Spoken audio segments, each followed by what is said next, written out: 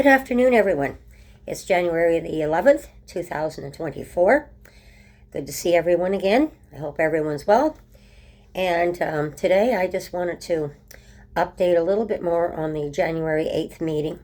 I wanted to keep this as a separate section because I believed it was really worth talking about and how a community comes together.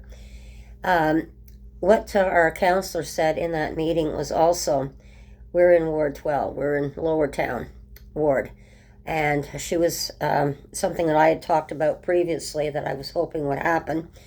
She finally said that Hintonburg, another ward here in the city of Ottawa, where I used to live, I spent 28 years before my separation with my husband in Hintonburg, and now I'm going on 15 years in Lower Town.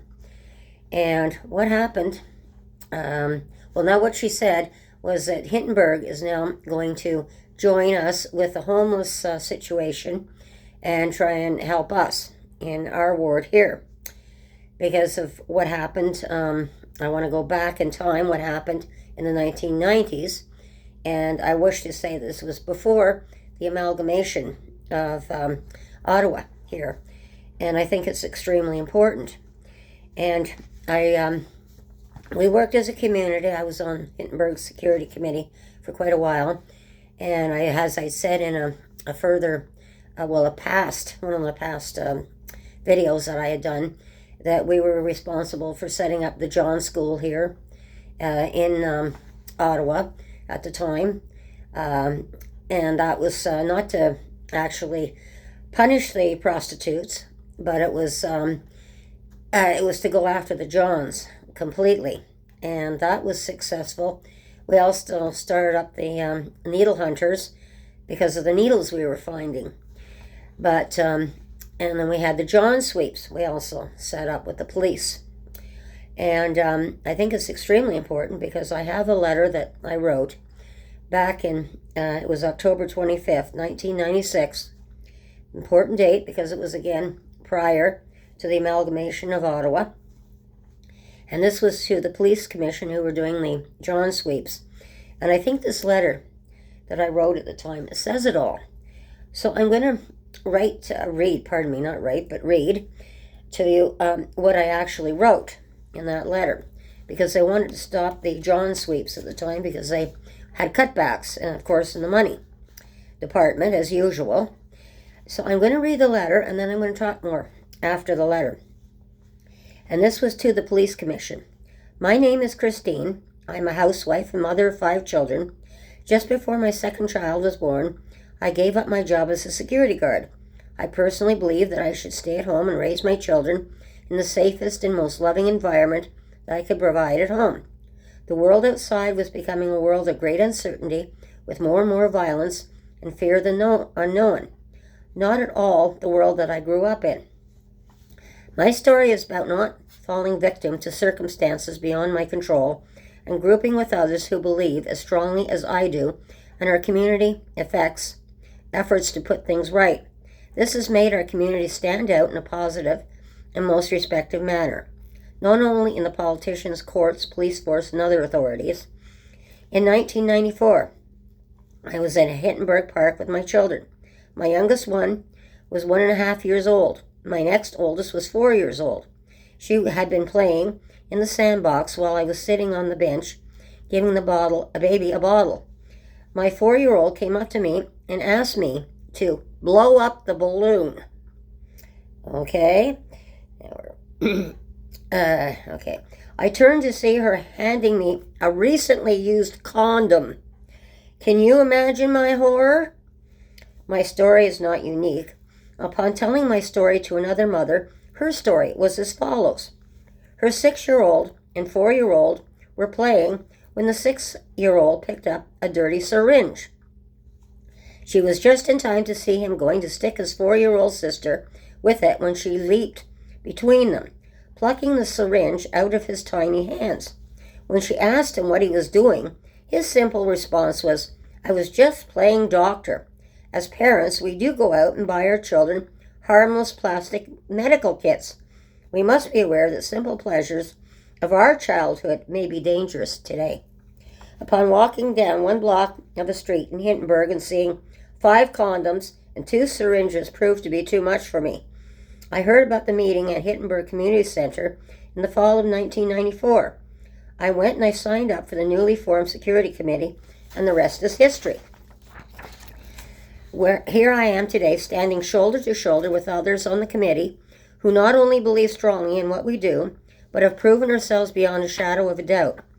Now, like in the story of Snow White and the 7 Dwarfs, the Police Commission is about to sweep all our efforts and achievements under the carpet, like a pile of dust, not to mention the dollars that have already been spent, and the men and women, power of our community police officers, who've gone out, they're undercover, putting themselves in danger to protect us, especially the female officers who lure in the Johns.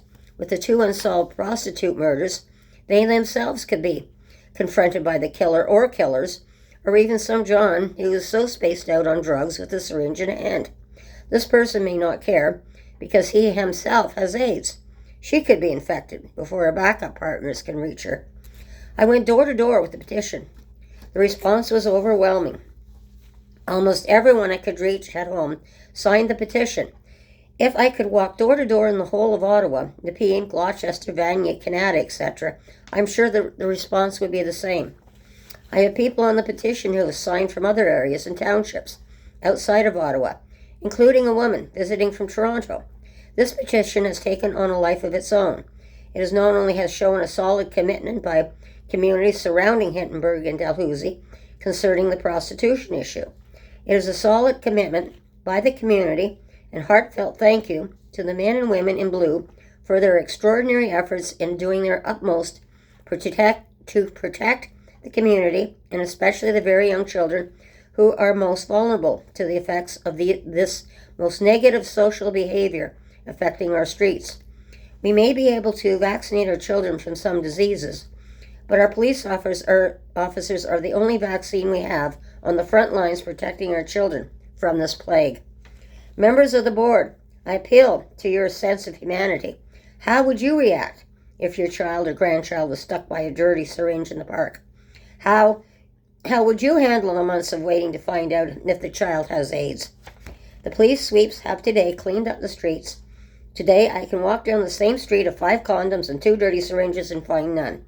My 2 boys of 13 and 15 years of age can walk freely down to Giant Tiger and no longer be propositioned by the prostitutes. The petition has been signed by many homeowners who pay taxes. Some pay higher than others. With all the problems plaguing this country, such as high unemployment, poverty, racism, the unity debate, etc., it is such a wonderful feeling to go door to door and realize that for all our differences, we can still agree on one thing: our children. No matter what the cost, our children. Children's protection is simply non-negotiable. We can replace our cars, our TVs when they get stolen, but for the Police Services Board to put a price tag on our children's heads is simply not acceptable. For without the precious resort of our children, this country, and in fact no country, has a past, present, or future. Has the dollar replaced the value of our children? Have all the politicians, etc., been blinded by the material value of the dollar? In the last few years, it seemed that with cuts to education, etc., our children are no longer a precious gift on loan from the Creator, but the property of the bureaucrats to do as they please with. We as taxpayers, by signing the petition, have given the mandate to the police board to continue the sweeps. The petition gives the green light to our officers to continue to do their jobs as their oath states, to serve and protect. Please continue to protect our children in these hard times.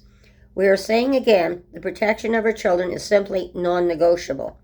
And then it's signed by me, concerned mother and Canadian citizen. So this was what was going on in the 1990s when, of course, Lower Town has always had the prostitution problem, and they chased them out of the market area down here in Lower Town, and they came out to Hintonburg and Dalhousie Ward. So this is where what our counselor was talking about, because back then what happened, not only was I horrified what I was seeing on the streets, what was happening, it was Dalhousie Ward, and the counselor at that time was Diane Holmes, And I believe it was Linda Davis who was our counselor for the Hintonburg ward at the time. And both wards got together and worked on the prostitution issue that hit. And again, this is a little city of Ottawa, how we worked together before we amalgamated, which everyone was all upset because of the amalgamation.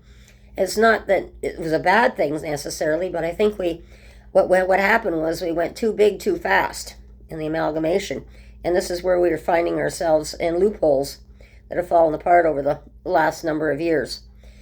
And but this is what's been happening. I want to let you know that this is good, because what would happen with the counselors, we'd each host a meeting in one of our wards, and we came up with the John School and the sweeps and with the prostitution issue, and it cleared it up, the issue. And our children were so extremely important to us. Now today, again, as I say, our children are suffering down here with the drug addiction problem and what we're facing, because all of our services are in one area, period, not spread across the city like it should be. So today, I don't want to make it again too long, but I just wanted to tell you that this is what is good, because our counselor is getting, right now, Hintonburg's going to be helping us, because we've done things to work earlier to solve some of our problems. And hopefully Dalhousie and some of the other wards will join us, because this is what I was hoping for too. Because all of us that are affected need to come together at the table, see what priorities we can set, see what we're able to do in each ward, and in fact all the wards in the city, not just the ones close to where the problems are. We should all be working together, because this is a citywide problem. Because I know I've seen the prostitutes now are stretching out all across the different wards. I've had people telling me they've been propositioned in different wards and things like that. The drugs are just spreading right across the city. And this is the drug hub down here, the Nest itself. So I just wanted to say that this was good news, that so many people are starting to come together to work together. And hopefully over the next few months, I'll have more and more news to report on this. So everyone, have a great day, take care, and do your best and stay safe, and definitely keep a watch on your surroundings, okay? And take care, and we'll talk again soon. Bye-bye.